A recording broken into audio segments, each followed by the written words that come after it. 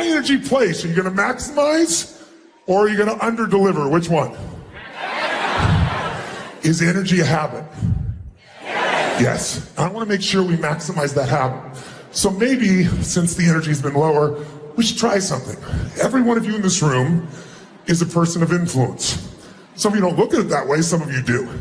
Some of you, it's your identity, you're a leader. But how many consider yourself to be a leader of something? Let me see your hands. Awesome. What does a leader do? What makes you a leader? What's your job? No, not motivate. You got great people, you need to motivate them. I'm not here to motivate you. You don't need motivation. A leader gets results. And how do they do it? They maximize resources. And the greatest leaders in the world have always found a way to maximize better than anyone else. And in order to maximize resources, one of those steps is intelligence. One is that is hunger. See, Mark is about as hungry today as when I got to know him 17 years ago. We've known each other 27 years. But 17 years ago, we really started working together, personally. And if I look at Richard Branson, he's as hungry today as when he was 16 years old, working in a crypt, coming up with this idea called Virgin. Hunger is incredible. Energy is incredible. But we also have to ask the question, what makes people fail? Who here in this room has ever failed to achieve what you really want in life? A goal, a dream, a desire. Raise your hand, say I. Again, if you don't raise your hand, you lie about other shit too, don't you? Come on. We've all failed. So when you failed, tell me why you failed. No one wants to talk about failure, do they? Everybody loves talking about success. But let's be honest. When you fail to achieve your goal, why? Or if it wasn't you, how many have had other people fail you? Let me see show of hands. Say I. So now we got all the victims. Perfect. So here's my question. When you failed to achieve your goal, why did you fail? Tell me. What's that? You quit too soon. Very nice. That's an honest answer. Give me a hand. That's great. Give me a hand for that, please. Come on. Someone else. Why'd you fail? Didn't take action. Got distracted. Fear. Come on. What else? Didn't have the right people. People said didn't have the right leader, sir. Right? Come on. What else? Didn't have the money. Didn't have the capital. Didn't have the technology. Didn't have the contacts. What's that? Making excuses, which all this is. Isn't it? By the way, I've done this. Who's done this? Who's made excuses like this to yourself? Let me see your hands. The first time I ever asked this question was when I spoke at TED, many, many moons ago. It was when it was really tiny here in Northern California. And they got up and told me, you have 18 minutes. In my shortest seminar, by the way, the reason I'm somewhat stressed, I want to add so much value to you today. And I got less than 3 hours. And I walk in the room and your energy's low. I'm like, I really want to serve you. I didn't come here to do a frickin' speech. I don't do that. I came here because I love this man. I came here because this community is going to create 1.9 million jobs in the next 4 years. Pretty amazing. We're living in a time that's crazy, isn't it? Living in a time where we are, in America, we're the economy everybody looks at. Our feeble economy is what people are looking at and wanting. That's how bad it is in the world. We're living in a time where people don't know what to think next. Where the economy around the world has been inflated, not with dollars or money. We don't even print it anymore. We couldn't afford to. We put ones and zeros in computers. We're living in a time, for the first time in 5,000 years of banking, where a banker now says to you in most parts of the world, here's what I'll do. Give me your money and I'll charge you and take your money. Negative interest rates. How do you explain that? Who's dumb enough to do that? Toyota is offering you bonds right now. Do you know what they're offering for their bonds? 0.001. It'll take you 69,000 years to double your money one time. That's the world we're in today. We're in a place of such uncertainty, and I'm here because there are tools that Mark and I have used over the years, and all the people I know that change their lives and their businesses. I'm also here because this is a community that I know is socially conscious, because I know what the values are of this man, and they're mine as well. I'll give you an example When I look at how to create answers, I don't look for the excuses. I look for what can be done.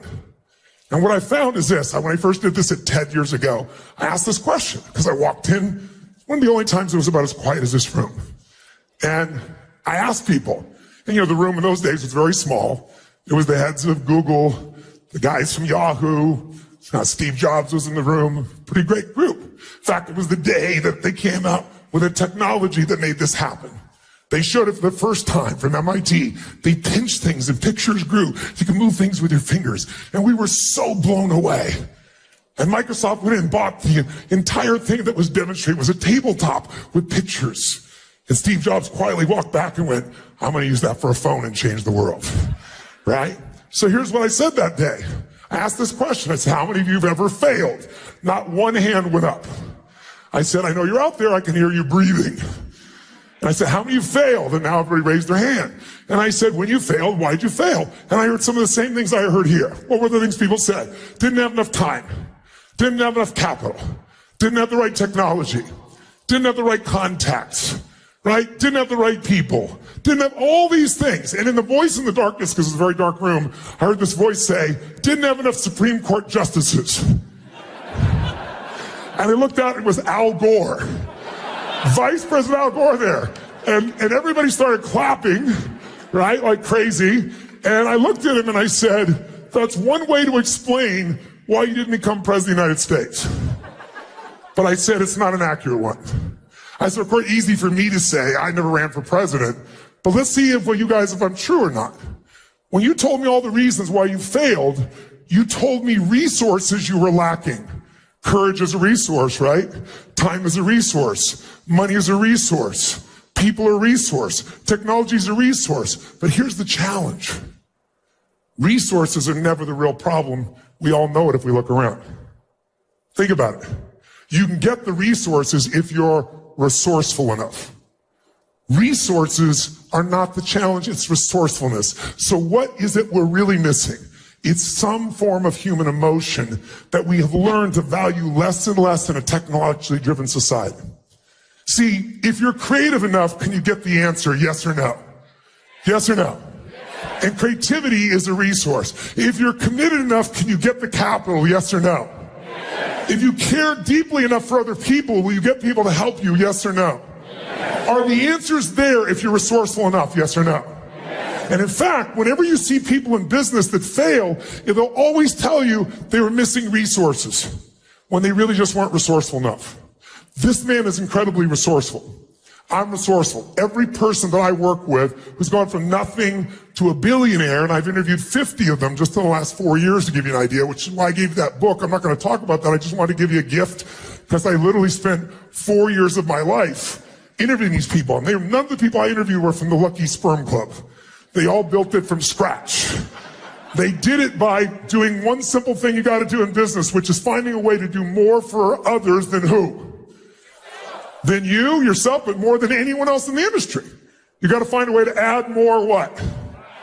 And when I did these interviews, one of the things that came across when I was doing this is these people just took no excuses. They knew they could get the resources if they were resourceful enough. So what are the ultimate resources? Creativity, joy, love, determination, flexibility. With those things, there's nothing we can't get. Who agrees with me on this? Say aye. And then I turned back to Vice President Al Gore and I said, so I heard you say you didn't have enough Supreme Court justices, but last night I watched you give a speech, and he gave his inconvenient truth speech for the first time, and he was so passionate. Al Gore was passionate. It was an amazing thing. I'd never seen it before, and I said to him, I've never seen you that passionate ever before. I said, I watched the debate between you and George W. Bush, and I wanted to vote for you, but I couldn't. You just didn't have the energy. You kind of had an attitude. I said, you were not resourceful. I said, it never should have come down to justices having to make that decision. It's because you were not resourceful enough. And there's this pause in the room, and all of a sudden everybody stood up in Democratic Northern California and started clapping like crazy. And Al stood up and came by and gave me a little high five, a little hug. And afterwards they said, get him run for president again. I said, no. But the point is, it's resources. And if you're resourceful enough, you can do it. So when I was writing this book, I decided to get a little resourceful myself, and I thought, gosh, I grew up dirt poor, no money for food. And somebody fed my family when I was 11 years old. And they came to the door literally on Thanksgiving and knock on the door, and here is this tall guy standing there with bags of food in a pan on the floor on the ground with an uncooked turkey. And I'll never forget, he said, "Is your father home?" And I said, "Just one moment." And I ran to get my dad thinking he'd be so excited. And unfortunately, he was not. He was annoyed even though we didn't have any food. And the man said, "Sir, this is a gift from you. If someone knows you're having a tough time, they want you to have a beautiful Thanksgiving." And my father said, "We don't take charity." And he went to slam the door in the man's face. And the man kind of had his foot here and it bounced off his foot. And he's holding the bag still. And he said, "Sir," he said, "this is not a handout. Everyone has tough times. This is a gift. The person's doing it anonymously. They just want you to have a great Thanksgiving." And my dad said, "We don't take charity." He started to slam the door again. This time he put his shoulder into it and it hit and bounced off of him. And then he said something to my father. I thought my father was going to punch him. He said to my father, "Don't let your family," and he points straight at me, "don't let them suffer because of your ego."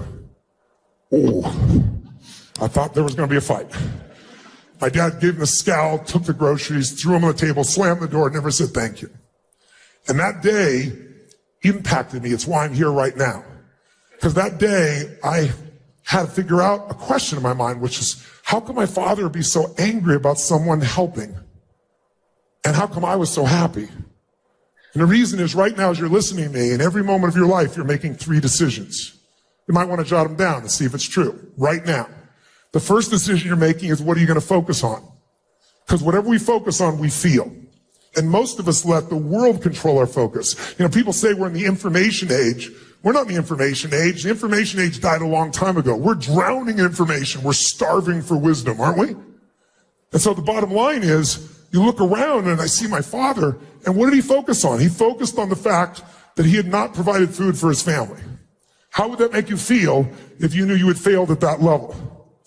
You can get, he was beating himself up. I focused on the fact there was food. What a concept. I was so excited. He focused on he had not provided it. The second question we ask every moment of our life is, what does this mean?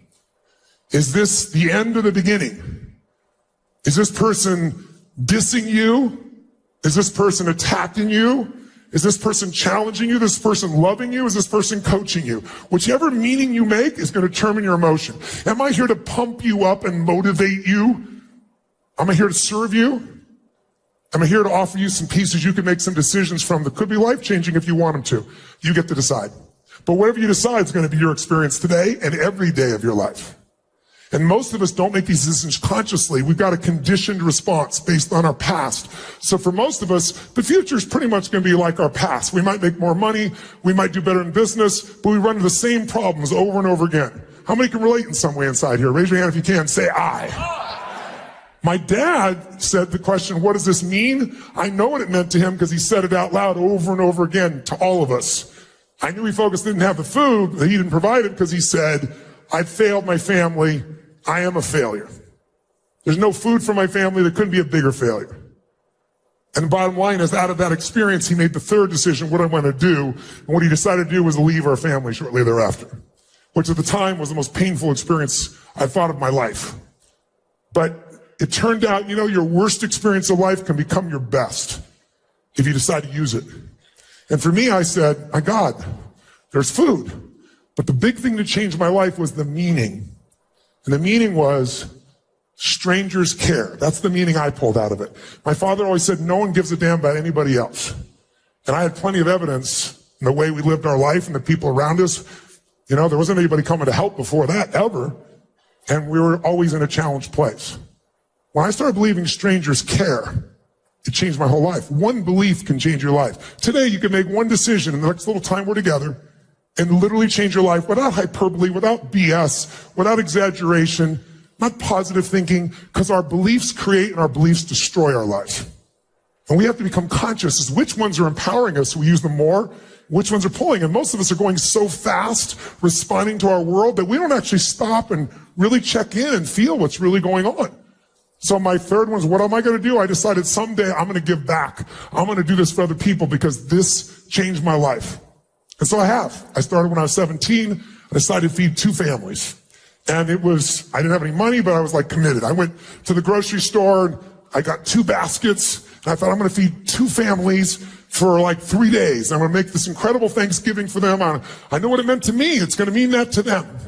And I went to the store manager since I had much money and I said, here's what I'm doing. I'm going to feed 2 families. Help me out. Give me a discount. And they gave me 10% off. And I thought, cheap bastard. But I took the 10%. And it was the best shopping spree I'd ever gone on in my life. And I'll never forget, I called a local church I was connected to and I said, who do you know that needs help but won't ask for it? Because that was us. And they gave me the names of 2 families. And I'll never forget, I went to the first family and it shaped everything in my life. Because I borrowed an old van from a friend of mine. I didn't know how to drive a stick shift, so that was a very interesting drive. And I went and took the groceries, and I pulled up to the first house, and I wrote a note, and I'd done it before I got there, and I said, this is just a gift from a friend. Have a beautiful Thanksgiving, and just know that you're deeply loved. Everyone has tough times, and if you can, someday do well enough to do this for one other family and pay it forward. I put love a friend. I didn't say who I was. And they had someone else write it in Spanish in the back, just in case they didn't speak English, which was really helpful, because when I got there, they didn't speak English. And this woman about this tall opens the door, and she sees me holding these 2 things. I wore T-shirts and jeans, because I wasn't going to be the giver, because I remember that insulted my dad. So I just made sure that it was just like, I'm the delivery boy. And this woman screamed, and she grabbed my neck, and she pulled me down and started kissing the side of my face. And I was like, no, delivery man, delivery man. She goes, no. And I couldn't understand. And then she finally says, gift God. Gift from God. And so I started getting a little teared. I was like, no, delivery guy. And so I kind of motioned where I put these groceries, and I'll never forget. She motioned me in, and as she did, she had 4 children, and one hit one leg, one hit the other. They were starving for love and attention, and they were really starving for food too. And when they saw this, they were so excited, and it just lifted my soul. And so much so that then they followed me back out to get to the truck, to the van, and I got some more bags. When they saw the pumpkin pie, it was over.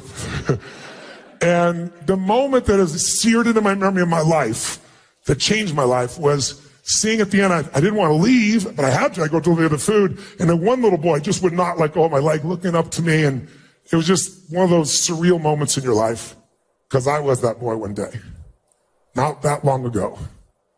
And so I walked in there, and I tried to give him a hug and finally tried to excuse myself. I don't speak any Spanish. I felt embarrassed. I should have. But I turned to the woman, and she's crying like this and smiling and crying. Quite a mixture of emotion. And I'm feeling myself trying not to cry.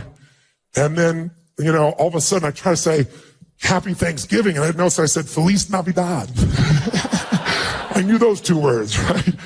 And I got in the van, I'll never forget. I put the thing in reverse, backed up. I looked up in the rearview mirror, and I saw her face with the 4 kids there. And I left out one little detail that I found out. Her husband had left her a week before with kids with no money and no food. I had no clue. You want to talk about guidance, God, fate, whatever you want to call it. But it was there. Grace is what I would call it. And I remember I just started bawling uncontrollably. And I thought, why am I crying? It's such a beautiful moment. And I realized in that moment, the worst day of my life was the best day of my life. Because would I have ever been there if my father had been the man I wanted him to be in my life? If he had stayed, if he had done the things that I would want him to do, I wouldn't have the drive. And so I fed 2 families that time, that Thanksgiving. And then I went from there to 4, and then to 8. And then I got a little small company I started, and they all got involved. And then I got to 100,000 people. And then I got to 1 million, then 2 million. And about 12 years ago, I fed 2 million people through my foundation, and then I matched it. And I've been matching every year since then. 4 million people a year to be fed, to give you an idea.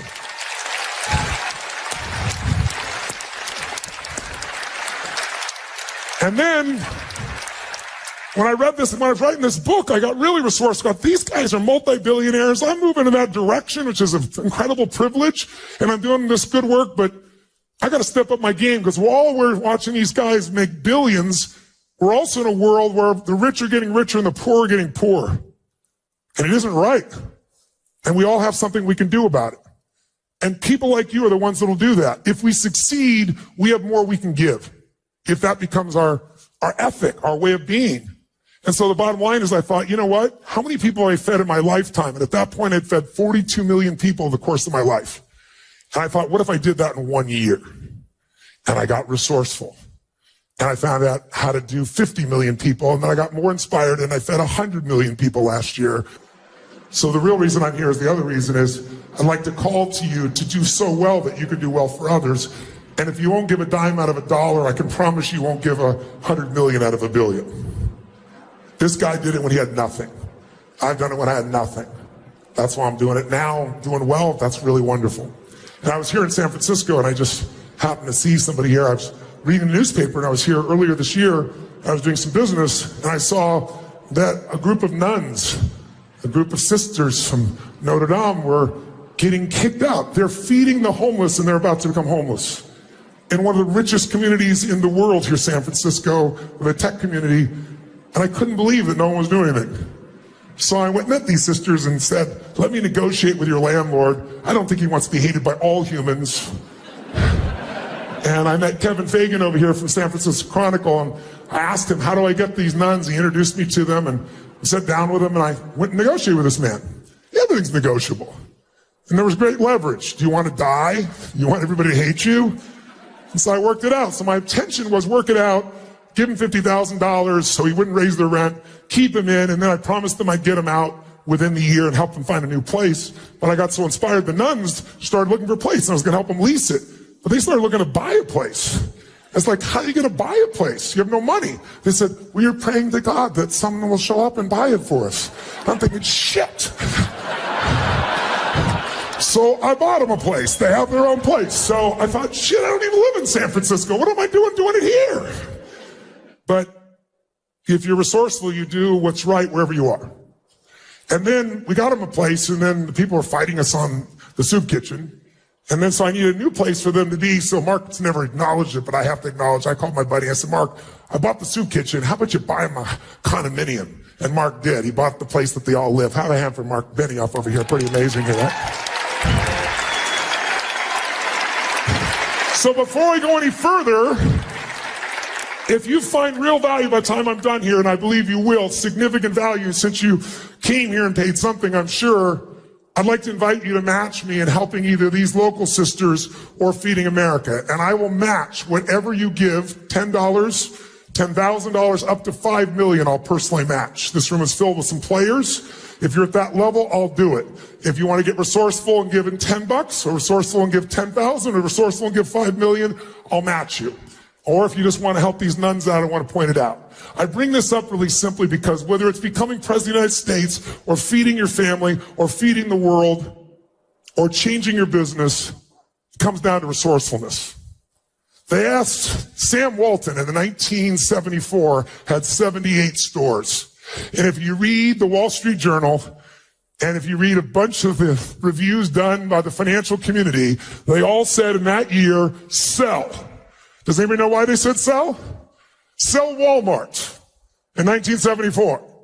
78 stores. Why were they going to sell them? Because they said he's out of what? The R word. What is it? What? Resources. He has no more resources. He has no more cash. He has no more capability. And plus, who else is going to want to buy this cheap shit except this crappy little parts of the South? No one's going to want this anywhere else. And at that time, who are the biggest retailers in the world? Remember? Sears and Kmart. What happened to Kmart? Bankrupt. Look at this number of stores. 1,300, 851. The combined market value of Sears and Kmart was 65 times Walmart. Where's Walmart today, ladies and gentlemen? How many stores? Throw it up there. It's the dominant player on the face of the earth. Today, you got 11,000 stores and $500 billion in sales. $1,000 investment back then, if you didn't listen to these people and you never put another dime in, it would be worth $25 million today. Because people underestimated his resourcefulness. Business is resourcefulness. Your career is resourcefulness. You want to move up? Get resourceful. And the only way you're going to do that, number one, it isn't enough to be intelligent. I know you're smart as hell. But sometimes being so smart puts an ego on us and makes us not maximize our resources. Who's with me on this? Raise your hand. Say, I. And I'm here wanting to say, listen, if you lose your hunger, if you're willing to settle for less than you can be or do or create or share, then you're selling yourself short and you're going to make your life have not the juice it deserves. Who's with me here? Say I. So if we want to know what it takes to succeed, you already have it. Every one of you is resourceful. But if we want to take it to another level, what's the level we want to get resourceful at? Let's talk business first, then your personal life, okay? Is that fair? Are you still with me? Great. By the way, if you think about this, if you want to know what it takes to succeed in business, if you own your own business, how many are small business here where there's an owner in the room? Raise your hand if you're an owner of a business. Awesome. How many have kind of a medium-sized business here?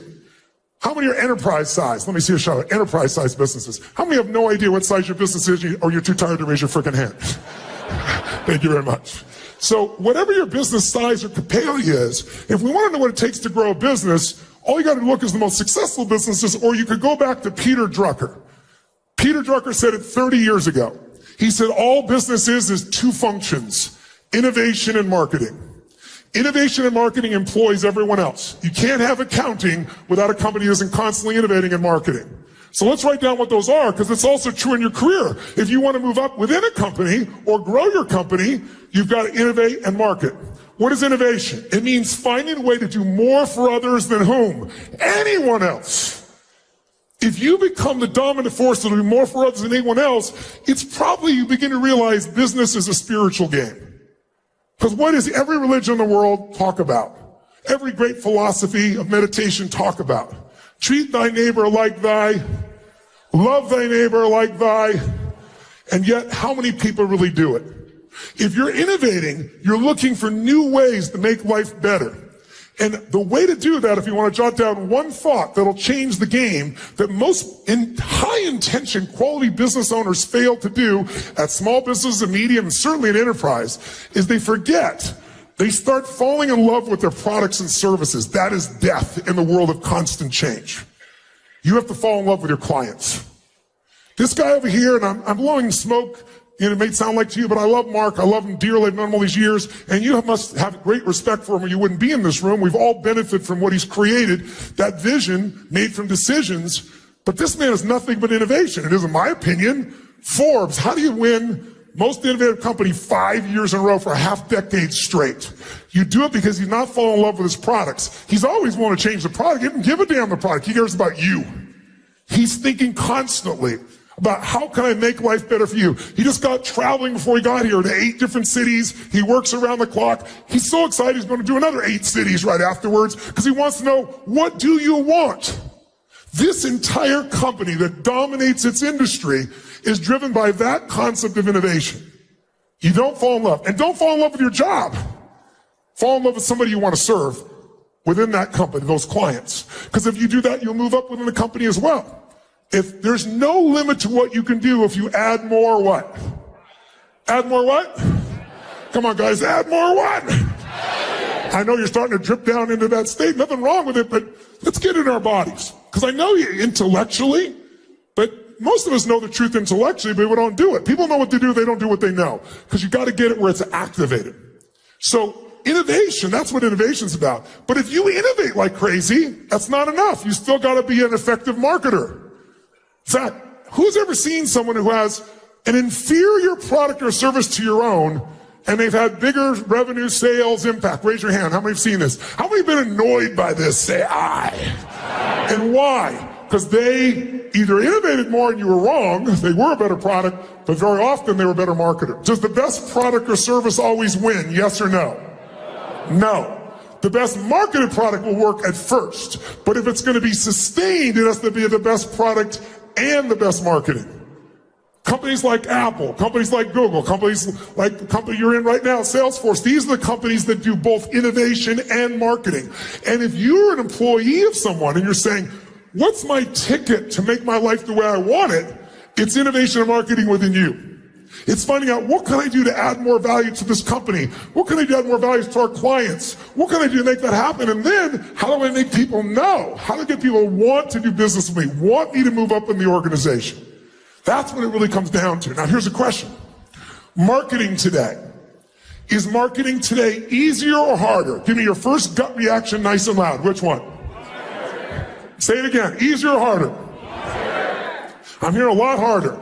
Raise your hand if you think it's harder. Raise your hand if you think it's easier.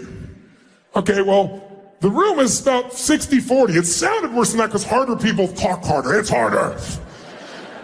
Both of you are right. It's easier and it's harder. It's easier because there's more ways to market and there's cheaper ways to market. There's social media. There's these incredible opportunities. It's harder because there's so much more competition. It's hard to get people's attention today, isn't it? Right? Everyone is trying to get attention. Where is advertising today? Tell me, where is it? Everywhere. It's on bananas. It's on people's t-shirts. It's on their ass. It's crazy. In fact, right now, a lot of retailers that deal with millennials are in deep trouble right now because they don't want to wear a label of somebody's brand on anymore. It's a whole different culture. And you're seeing these companies that are going right now, massive drop in profits, trying to figure out what the hell do we do? Why? Because they didn't innovate enough. They didn't market enough to find out what does this person really want, need. They fell in love with their product. They fell in love with their service. They didn't fall in love with their client, understand what do they want, what do they need, what do they fear. And by the way, that's true whether you're the business or whether you work in a business.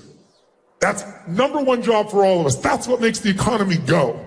Who's with me here? Say aye. You know how many, 15 years ago, research showed that the average person, if they were exposed to advertising, would see an average of 4 exposures before they took action. That was the average. Some people do it the first time, some people do it 9 times, but the average is 4. Does anybody know what the average is today? Oh, they just put it up there. Thank you very much.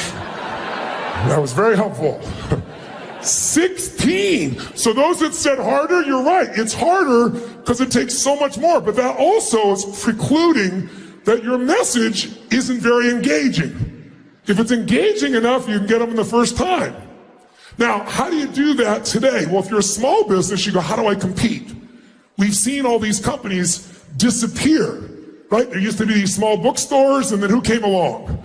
Barnes and Noble. And they thought they owned everything. And then who came along? Amazon. And guess what? That's the game. Who did you used to search with years ago before Google? What company? I can't even hear you. Right? Yahoo, right? But no one searches Yahoo now, right? They got displaced. That displacement came from innovation and marketing. Raise your hand if you follow here. Say aye. So if you and I are going to break through it, if you're a small business, I'm sure you're freaked out about it. If you're a business, you think, I'm just going to spend more money. Today, spending more money isn't enough. Today, people want something that's authentic and real. Who's with me on this? Say aye. And without that, you really can't even get their attention. The old ways don't work. How many of you don't even see banner ads anymore? They're like invisible to you when you're on the web. Raise your hand and say aye if that's true. Do me a favor. Raise your hand if you literally don't see the banner ads. Raise your hand. I want you to look around the room and look at the percentage that don't even see it. So, lesson 1, no banner ads. What you have to do today is find a way to add more value even in your marketing. Where your marketing is providing value, where you're providing information, insights, where you become a trusted resource. This organization is a great marketing organization, and the way they market is they don't just send you a bunch of stuff and say, buy it. They put on conventions like this and say, let's bring the very best that exists. Let's bring whoever we can. Let's do whatever we can to make sure these customers' lives are better. And that's why you have an allegiance. The technology works, but it's more than that. Remember back in 1997 when a little company called Apple was not the most profitable company in the world, when they were on the verge of bankruptcy, and they seemed to have no resources, but they had one thing still. They had groups of people, I was one of them, that like my whole companies, they all went to Microsoft, and I was like, I'm keeping my Apple, and my creative team is going to have Apple. And we stuck, even though there was no software, it was terrible. But they created something different. Watch this, no disrespect. Just you give me the real feeling. I'm going to say a company name. You make a sound you associate to that company. Make the sound. Don't hesitate. From the gut. Microsoft. Microsoft. Apple. Apple. That's the difference. There's billions and billions of dollar difference in those little emotional differences that you can hear in a voice. Think about the difference in what's there. So having the ability to create a raving fan client, not a satisfied customer. Satisfied customers go away. Raving fans stay. And so the component that I want you to look at, though, is what will really create that. Now, big companies will try and do still major advertising. In fact, I got a phone call a couple of years ago, right before the Super Bowl, and it was a group from Nike, and they said, we want to do a commercial, and we'd like you to star in this commercial. And I said, listen, I'm the wrong guy. I love your product. And I said, for years I did frickin' infomercials. I didn't want to do infomercials, just no way to get my message out. So then you're in between spray on hair and fake diamonds and stuff. And I said, I hated it, but it got me the President of the United States as a client. It got me Serena Williams as a client. It got me Hugh Jackman as a client. It got me Steve Wynn as a client because people got exposed to my actual products that they bought, and it made a difference in their life. So I said, I don't really want this, but I'm doing this, and I sure as heck don't want to do a commercial. And I said, I love, great shoes, great everything. They go, no, this is really special. They said, Kobe Bryant has created a new shoe. It's the most incredible shoe. And I'm thinking, bullshit, bullshit, bullshit. Right? What's the difference between Nike and Adidas? Marketing. Isn't it true? What is really the difference in those shoes? Nothing. You just have to learn to brand, just do it, or you learn to brand, I don't even know Adidas. That ought to show you why Nike's doing better, right, for some people, right? It's no difference. But they said, listen, hear us out. We're going to do a commercial. You're going to love this. Because the commercial is going to be where Kobe's going to pretend to be you. And then he's going to be coaching the most successful people in the world. And he said, you'll be one of them. You'll be sitting there. But we're going to also have, we'll have Serena Williams there. And we're going to have Kanye West. And we're going to have Richard Branson. I said, Richard's one of my friends. I said, Serena's one of my friends and clients. I know Kanye. If I call them now, they're going to tell me you're going to be in the commercial. And they said, if you are, they will. So I called Richard. We're supposed to have a meeting like 2 weeks there in London. I said, are you really going to come film this? He goes, if you are. I go, great. We have the meeting in LA. I'm in for it. Right? So we do this little commercial. What the hell is that?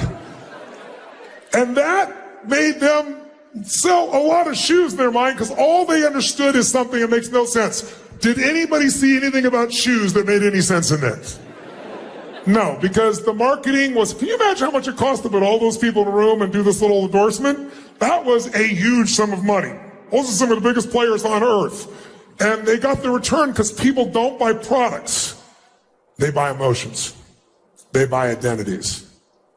If you buy a Volkswagen, you're buying a different identity than if you're buying a Ferrari. And people buy Volkswagens think people buy Ferraris are absolutely stupid. And people buy Ferraris think people buy Volkswagen and go, what's wrong with them? Because we all identify things, and branding is that identity. So today, though, you can do this with almost no money. You're a small business or even a big business. It's about using your brain to brand differently. There's some of you remember the Chilean miners. Do you remember the Chilean miners that were stuck underground for, 70 days, whatever it was? How many remember that story? You should, because it was all over the world. And when they were about to get out, somebody really smart figured something out. We don't want to spend that kind of money. We can get a bigger impact than that right away if we're just a little bit creative, if we're a little resourceful, remember? And so a little company called Oakley said, what's going to happen when those people come out and they've been underground for 2.5 months? They're going to be blinded by the light. So they flew one of their guys with 32 pairs of glasses, which cost them about $2,000, and that's probably whatever, not even $2,000. And they got $500 million of advertising. That picture was on every major newspaper, every TV pieces around the world. That's the difference between being resourceful as a marketer or just going and spend a ton of money and hoping you can still be part of that old order. How many follow? Say aye. Now, you might say, but Tony, our company, we sell data, we sell something else. We don't sell something emotional. People don't buy for emotion. You're wrong. They still buy an identity. Right? Not bad.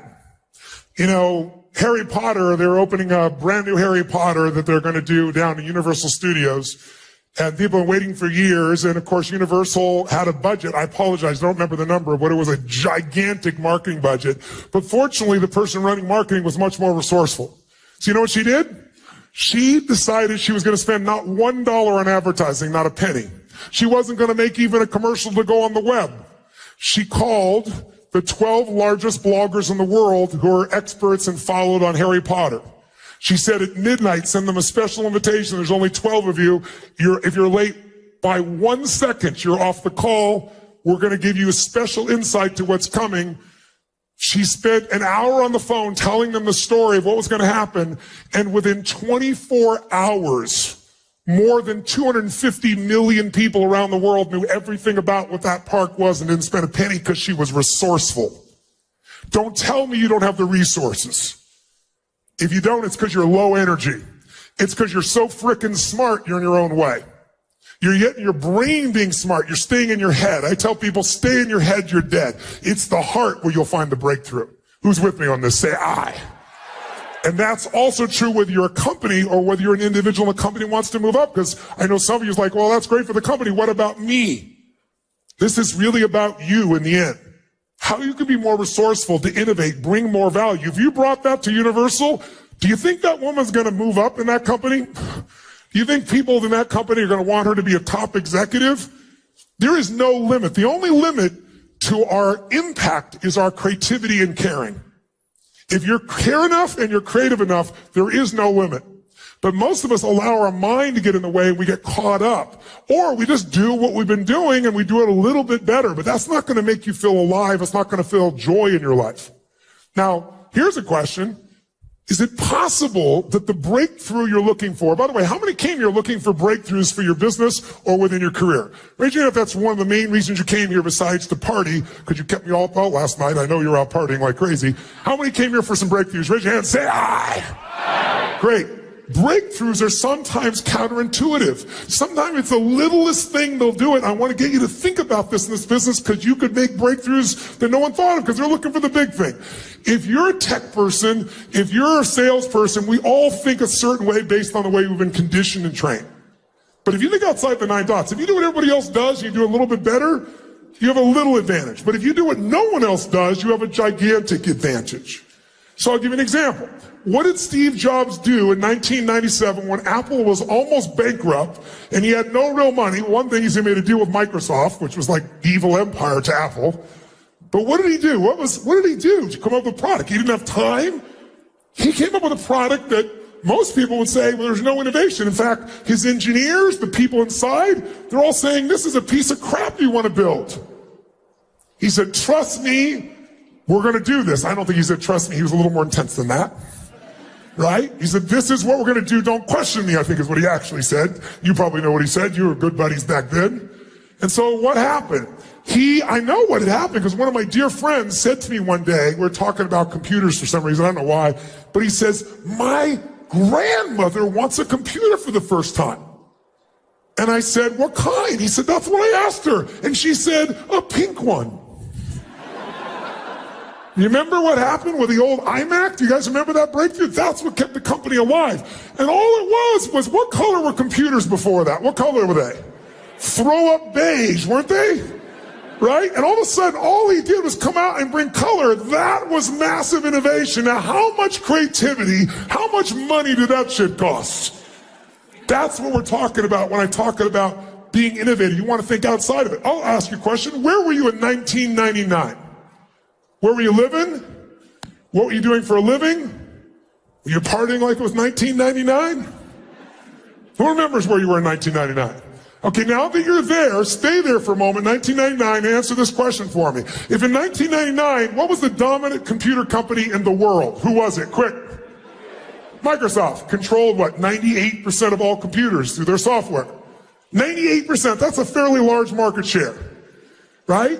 Now, at that time, Bill Gates had a really beautiful vision, brilliant vision. He wanted to get rid of all those Britannica encyclopedias, and he wanted to create this online resource that would allow you to be able to know all the knowledge of humanity for everyone anytime. And he had a budget that was virtually unlimited, and some of the smartest people literally in the world that worked at Microsoft. Is it true, yes or no? Smartest people, unlimited money. That's called unlimited resources. Now, his competition was a group of people working as volunteers. All volunteers, no money, no background, no experience, no infrastructure, and supposedly not as smart because they certainly weren't paid that kind of money to be smart. If I asked you in 1999, who would you bet on? Be honest, if you had to put a large sum of money, Microsoft with all the resources or a little group of volunteers called Wikipedia, who would you have bet on? Tell the truth, nice and loud, go. That's right, and you would have lost heavily. And the reason I tell you that is really simple. When we talk about innovation, when we talk about breakthroughs, sometimes the littlest thing is the biggest thing. The littlest thing. By the way, being first is not enough anymore either. You can be first, and then Apple comes along and takes it from you afterwards, right? Being first is not it. There was a company called Vimeo that was first in the marketplace doing what now most of you think YouTube does. In fact, if you looked at it back then, we saw Vimeo and you saw YouTube, 2-year difference between them.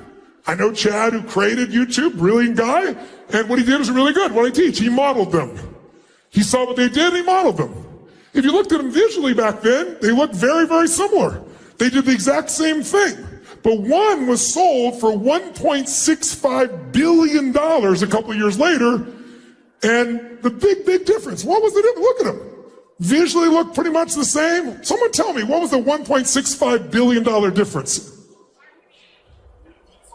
No, they uploaded the same way. Speed, they had the same speed. In fact, Vimeo was a little bit faster. They had a little bit more efficiency in the beginning.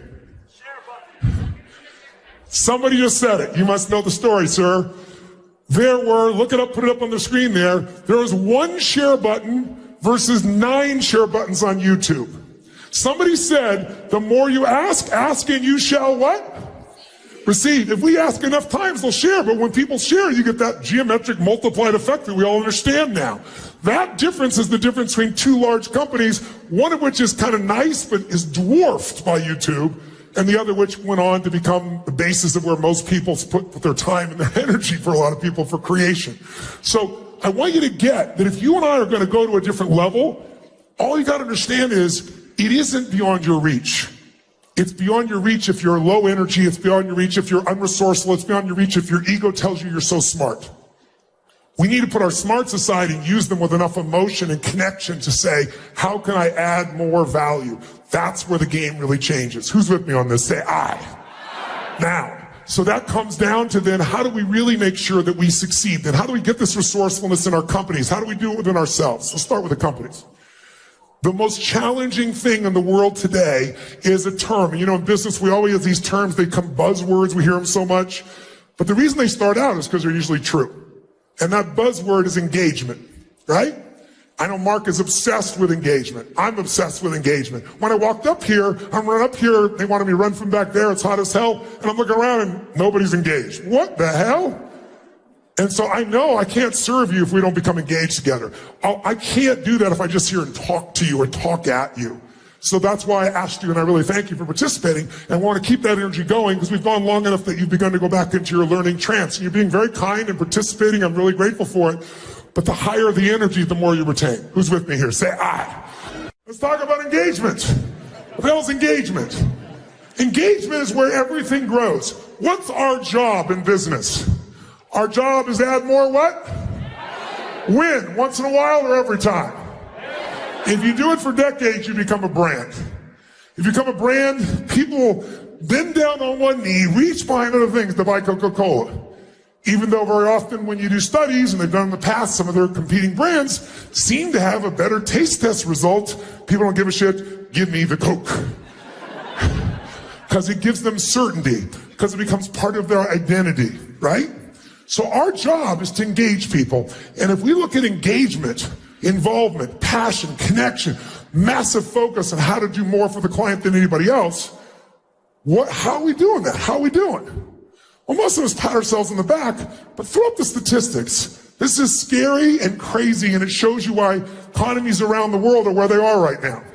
According to the Gallup poll, which was done in 142 countries, intensive, 13% of employees worldwide are truly engaged at work, meaning they're passionately connected to the sense of mission, the value, and when they're at work, they're trying to maximize their time for the benefit of that mission.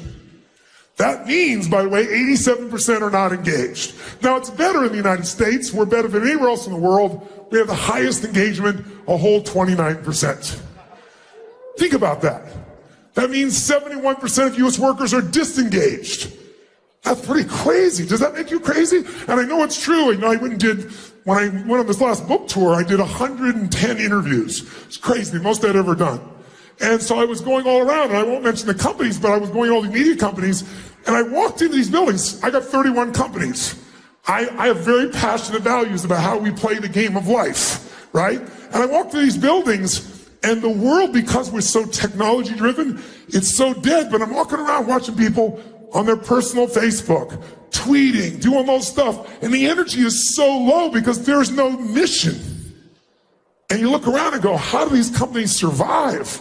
And if you look at our economy, our productivity has dropped. Everything else dropped because now we're so distracted because we have so few companies that have that mission connection today. And the ones that do, they dominate. Completely dominate in that process. Now, what should really concern you is the next statistic. 24% are actively disengaged. What does that mean? It means they have no passion for their work, they lack any motivation to get the job done, they're unhappy, and they're likely to attack the company. If you're trying to grow your business and 1/4 of them are trying to screw you over that work for you, that are your partners, how many know people like this in your own business? Come on, raise your hand if you know them. Nice and high, raise your hand if you look around the room. Clearly, Donald Trump has at least one of those that sent his taxes to the New York Times. Right? Somebody was actively disengaged at the Trump organization, sent his tax returns, and kind of gave him a whole nother challenge for him to deal with once again because he didn't have enough before this. That's how bad it is. Now, here's what's great. The companies that do have engagement have an unbelievable competitive advantage. You name, what are some of the companies that have the most engaged employees? Instead of me telling you, you tell me. Oh, they're already putting it out there. Thank you so much. Your timing is wonderful. We put Salesforce. Do they have you engaged? Yes or no? What other company gets a convention of 100,000 people to come and spend time for days, throws the best parties with YouTube, gives you the best technology, and you want to come back? How many have come back here more than once to this Dreamforce? Let me see your hands. That's called engagement. But the employees at Salesforce engaged. Because Mark started out with a vision from the very beginning. We're both into contribution. In the very beginning, he said, Tony, we'll do this 1-1-1 plan that now Google uses, right? 1% of our stock, 1% of our profits, 1% of our time. I'm sure he'll go over the newest statistics in his talk tomorrow, so I won't say a word and steal that from his company, his ideas, but I'm impressed, and I'm sure you will be too. Google, Starbucks, Zappos, you name it. Tony Robbins, somebody, but that's the slide of Tony Robbins. Okay, I'll get that. They're trying to put us with Salesforce. We're not in that realm. Not yet anyway. So the point is, what these companies have is an advantage. Here are the statistics that he showed. Throw them up there real quick for us, if you would. One of the things you see immediately when you look at these companies are 20% higher profitability on average, 10% higher customer ratings, 28% less theft, 48% fewer safety incidents. I'll tell you what else they found. Nearly 2 times greater satisfaction at work, 1.7 to be exact. And they're 3 times more likely to stay. How important is that to a company's sustainability? Right? Today, the average cost, if you lose a sales executive, it costs you $1 million in business. It'll take 12 months before you are back to the same level to replace that person. All because you didn't fully engage. So how do we get people to engage? We get them to engage because think about this. How can you get us to engage if you're not fully engaged? And how many of us have been guilty of getting overwhelmed, stressed, frustrated, whatever, and not being fully engaged? Who's been there before? Even in this room of engaged people, raise your hand and say, I. So if we, the hungry, driven ones, can let this happen to ourselves, you can know what's happening with everybody else that's not as driven as you are in this area. So it is a challenge, to say the least. How do we solve that challenge? Well, you can't move someone if you're not moved. You can't touch someone if you're not touched. And that's why what we're here to do today, what I'm going to talk about in a few moments, may be the most important thing of all. And that is making sure that you are fully engaged in a way that produces the maximum results that you want. So rather than me tell you, if I tell you to be me telling you, here's what I want you to do. Stand up just for a second, real fast. Stand up.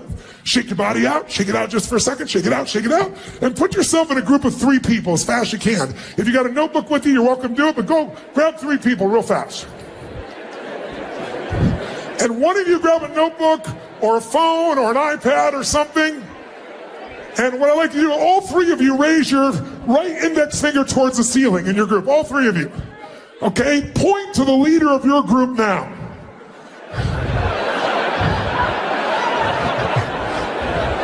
Whoever's got the most fingers, you're it.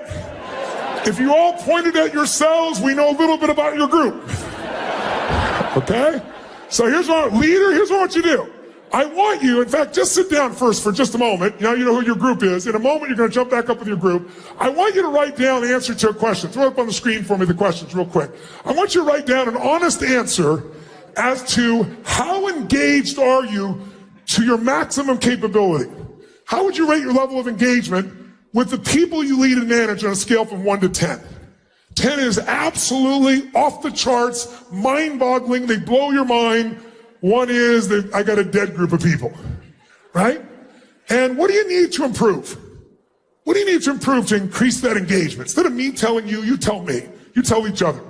And the third question is, what specifically do you need to do to engage your people at a different level? What could you do? Because we're going to share this because then you get some ideas from the other 2 people as well. And finally, what do you do? What do you do a less than adequate job engaging?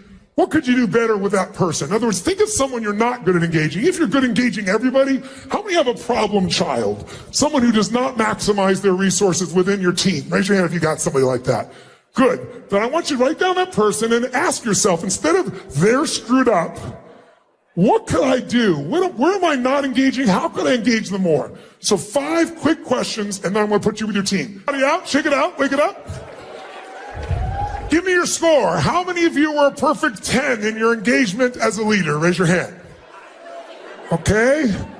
1 liar. Good. Very nice. How many were a 9? Raise your hand if you gave yourself a 9. Who was an 8? Okay, now I want you to look. 90% of this room, maybe 95, is below an 8 on a 0 to 10 scale. By your judgment, not mine. I'm not so judgmental of you as you are. And if you're below an 8, how could you possibly maximize your resources?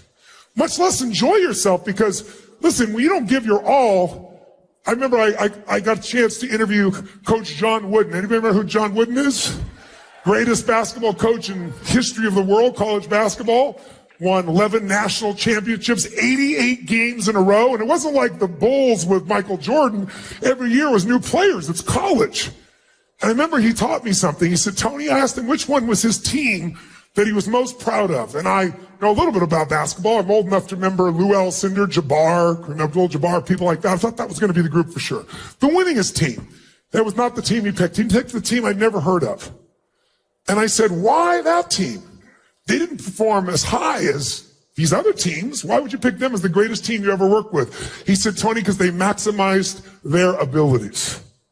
He said, you know what? He taught, anyone ever worked or was coached by Coach Wooden, he taught people really something simple. He taught them how to be great men.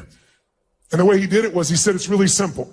Stop thinking about the score of the game and focus on one thing you can control. How much you give every moment you're on that court.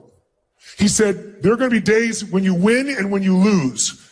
But the only days you're going to know when you win or lose are going to be by your measurement of yourself.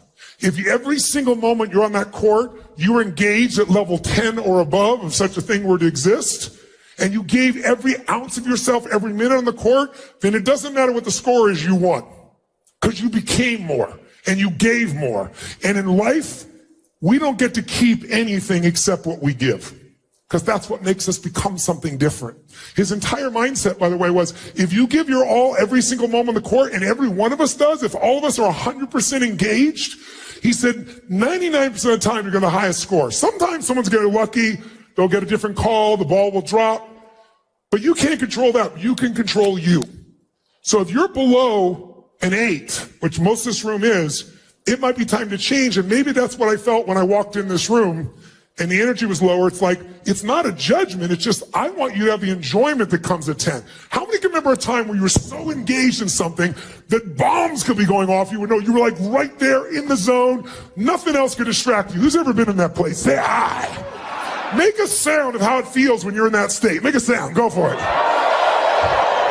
Now, make the sound of level 7 engagement.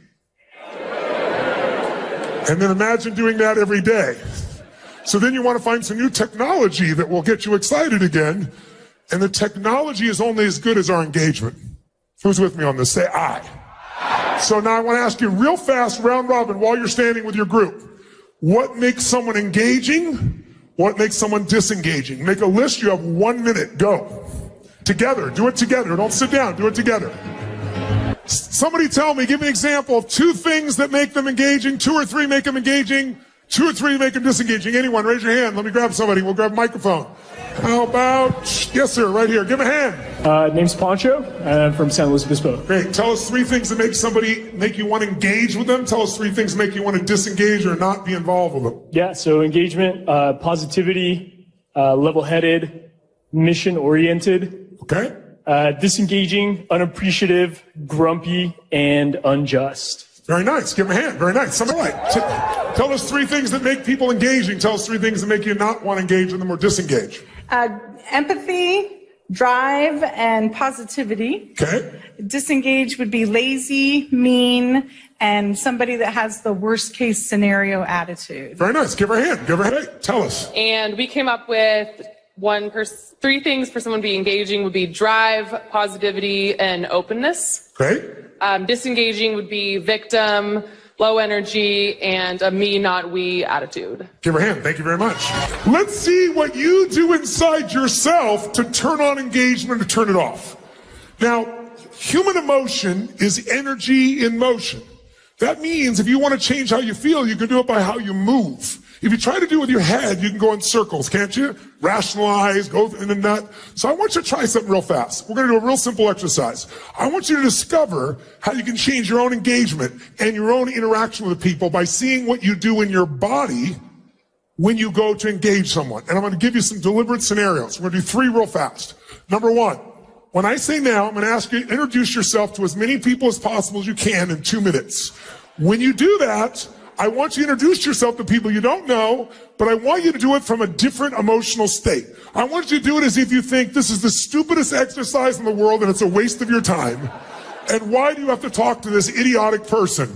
In other words, you're not going to say it, but I want you to walk up to them like it's a total waste of your time. Hi, how you doing? You're going to shake their hand like, you, sir, come here. You, come here. Come here. What's your name? What? Adrian?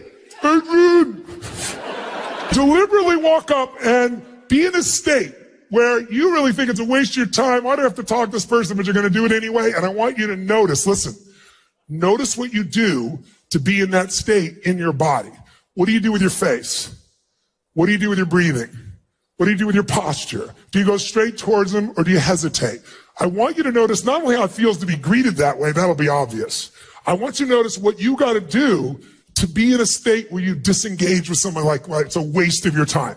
Get to as many people as you can in a minute and a half and notice what you do. By the way, you're going to be in a state where you don't want to do this. You're just doing it because you have to. Go. Okay, stop wherever you are in the room. Freeze. Freeze where you are in the room. Now, it wasn't hard for some of you to freeze because you didn't go and you went, hi, I'm done. Now, how many of you couldn't help yourself? You're like, hi. I saw a few of you out there. How many actually did it? How many actually did it? Raise your hand if you really did it. Say aye.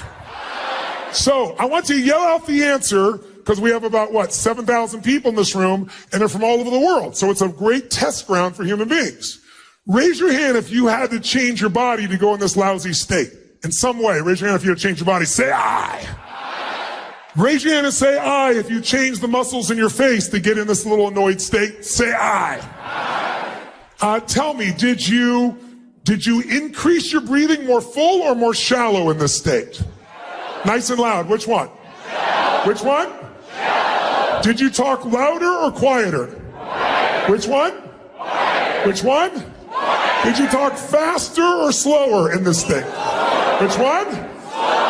Kind of like the room when I walked in here. And I want you to get this. There are 7,000 people here from, 100 plus countries? And you're all saying the exact same thing. And I didn't tell you those things. You're telling me because in order to go in that crappy state, that's what you all have to do. If you use your body that way, you're going to feel lousy no matter who you're around. And many of us don't. We think it's other people, and it's the state we put ourselves in. So there's a pattern here that's pretty universal, isn't there? So let's try something. Shake that out of your body. Get out of that state. And let's try a totally different state this time. This time, I want you to do this like you're a little kid. If you do it like an adult, you're like, why are we doing this stupid exercise? But if you're a kid, you have fun with stuff. Who's want to have some fun with this? Say aye. Awesome. Then here's what I want you to do. In a moment, I want you to introduce yourself to as many people, different people again, but this time I want you to do it from a state where you're deathly afraid they're going to reject you. Okay? Now don't tell me you know. Who's ever not done something because you're afraid of being rejected or failing? Raise your hand. Say, I. So wouldn't it be useful to know what you do to put yourself in that place? Because if we know what it is, we can what? Change it. Because it's in your body. It's not just in your head. And when you know the pattern, you can change it. So I want you, when you do this, to exaggerate your fear. Do you know why? Because achievers never get fearful. We just get stressed. And stress is the achiever word for fear, isn't it? If I follow the trail of stress, it'll bring me to your deepest fear. And the fear we all have is I might fail, and then it means I'm not enough. And if I'm not enough, I won't be loved. Those are the deepest fears that people have inside their head. I want you to do this. I want you to imagine really like a little kid shows their fears. Adults like, I'm not afraid. Make this tension in their face, right? Their body. I want you to just really go for it. It's kind of like, like if I came up and said, hi, what's your name? Ibal? How you doing?